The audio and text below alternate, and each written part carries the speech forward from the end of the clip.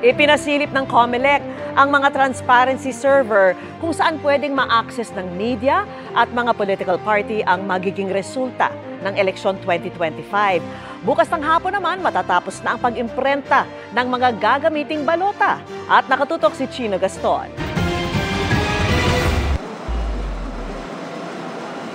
Ayon sa National Printing Office, halos kumpleto na ang pag-iimprenta ng mga balotang gagamitin sa eleksyon 2025.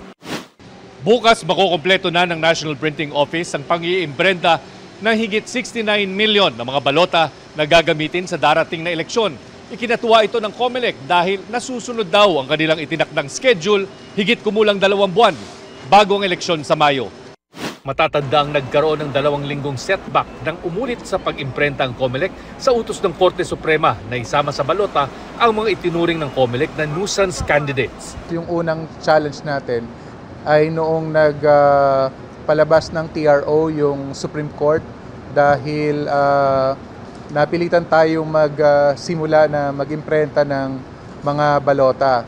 At isa pa yung space ng NPO. Kaya ang COMELEC ay naggamit rin ng isa pang facility sa Amoranto dahil nga maliit na yung space ng NPO. At dito naman sa BIS, mabilis naman ang pag-imprenta at ang isang challenge dito, yung pag-segregate ng mga na-print out na VIS.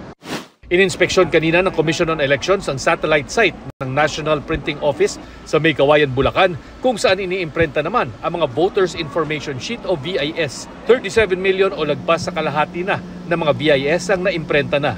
Makukumpleto daw ang printing ng VIS bago ang katapusan ng buwan. Ipinakita rin ng Commission on Elections sa media at mga election watch groups ang transparency server sa Data Center 3 sa Makati.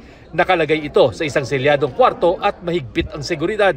Isa ito sa servers ng COMELEC na direktang tatanggap ng transmission mula sa bawat presinto sa buong bansa at gagamitin ng media para ilabas ang bilang ng mga boto. Pagka pinadala mo na yung result mula sa presinto, ay matatanggap nila ang result sabay-sabay.